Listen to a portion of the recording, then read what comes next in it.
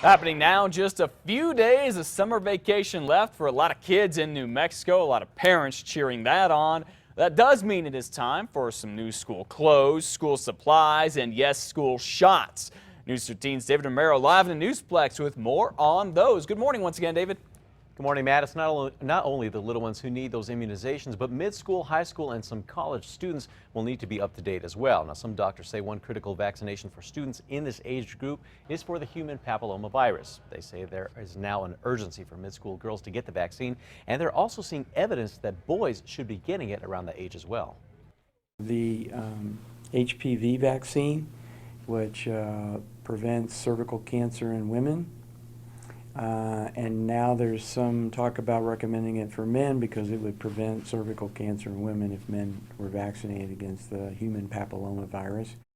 And for the little ones in the 4 to 6 age group, they're going to need things like polio and measles booster shots. Another critical set of shots that the students will need are for whooping cough and tetanus. Now, doctors say parents should check with their child's school requirements as to what they will need to have to be current on their immunization record.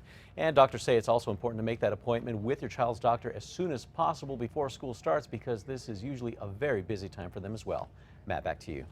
Good information. Thank you, David. Doctors say they usually do hear some concerns from some parents about their kids getting the vaccinations, but the doctors say don't worry. For the most part, the vaccinations are safe, and if anything, kids will have just a mild reaction to them. That is at most. And today you can help kids get school supplies they need. This is for less fortunate kids. Pick up some extra pens, pencils, paper, and more. Drop it off the AMG radio. It includes 106 Power 106.7 at Carlisle, Montgomery. That starts so in about an hour and a half this morning at 8. You'll see a big bus out there. The radio folk are trying to fill it up and donate it to kids who need it. Go help them out if you can.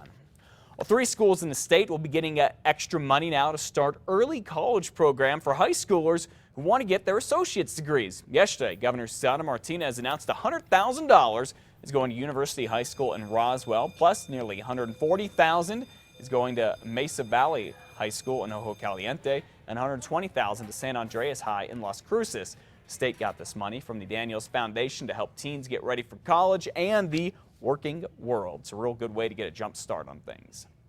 6:33 now. A private political event with some big, and I do mean big, GOP names was here in New Mexico this weekend. Did you know? The details of what was going on there being kept very, very quiet. The conference was held at the Hyatt Tamayal Resort. Basically, the whole thing was booked up and organized by these two, the billionaire Koch brothers, businessmen and longtime supporters of quite conservative causes. Wisconsin Representative and former vice presidential candidate Paul Ryan on the right there, and House Majority Leader Eric Cantor were all there. And Governor Susana Martinez was also there speaking. Now, sources told the website Politico that possible primary challengers, the top Democrats, was one of the things brought up at this big and hush-hush meeting. Be on the lookout, please, for a man who may be traveling with a teenage girl and kidnapped after murdering her mother and perhaps her younger brother. What we're hoping is that somebody will spot them, and they'll be spotted. They'll call, whoever sees them will call 911.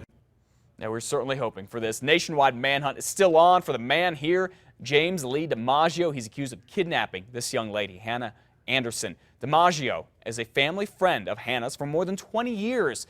Then the bodies of Christina Anderson, Hannah's mom, and a child were found Sunday inside DiMaggio's burned-out home in Boulevard, California. It's near San Diego on the border with Mexico. There were some weapons in there as well. Still no confirmation this morning if the child is Anderson's 8-year-old son, Ethan. That's Hannah's brother. Hannah's father, Brett, is making a plea to both his now former friend and his daughter. Jim, I can't fathom what you were thinking. The damage is done. I'm begging you to let my daughter go. You've taken everything else. We all love you very much. If you have a chance, you take it. You run. You'll be found.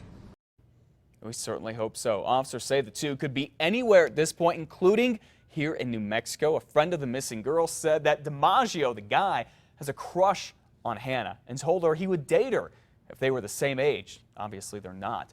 DiMaggio could be driving a blue Nissan Versa with California plates 6WCU986. Police also say he may have shaved his beard or what facial hair he had. If you see him or Hannah, please call police immediately.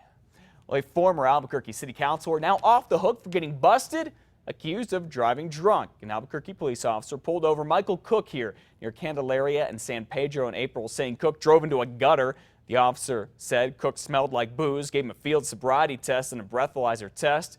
Police say Cook blew more than a .08, that is the legal limit, but because the officer stopped him for violating traffic laws, not because he thought Cook was a drunk driver, a judge tossed out all the evidence, including both those tests, and found Cook not guilty. Mr. Cook resigned from the city council immediately after he was arrested, saying he believes in personal accountability. And now we have dashcam video where a man admits to a sheriff's deputy that he was driving while drunk and while very drunk. Look at this. What kind of alcohol did you take? What kind of stuff was it? Whiskey? And you're pretty drunk, you said? Yeah. All right, kind of hard to understand what was going on there. Basically, deputies say Carlos Perez Vigil hit a parked car into Suque, then took off. Last week when they caught up to him, they say the man had a hard time with field sobriety tests. He stumbled, he sobbed, and eventually he just gave up trying and then admitted to drinking whiskey, shots of whiskey. Deputies say Perez Vigil blew a .29. That is more than 3 times the legal limit, getting close to 4 times the legal limit. That's an awful lot of alcohol. He is now charged with leaving the scene of an accident and aggravated DWI. And home security cameras were a-rolling when a man pulled off a seriously sneaky burglary. Sheriff's deputies say the man in his video was breaking into a home in Santa Fe last week as Juan Carlos Carrera. He is able to break in by delicately removing a window air conditioning unit. Once inside, deputies say he went straight for a computer. You can see him put the computer down on the AC unit on the way back out, then climb out of the window and then just take off. He's putting the computer down right there. Deputies say there was a very good reason that he was being extra cautious and quiet during this. The victim's brother was actually asleep inside the same room that this male was seen going into. Pretty heavy sleeper and pretty brazen crook. The victim recognized Carrera, saying he had been at his house last month working on his computer. He was able to tell deputies, who issued a warrant and then arrested Carrera Tuesday night and get the computer back to the guy who owns it.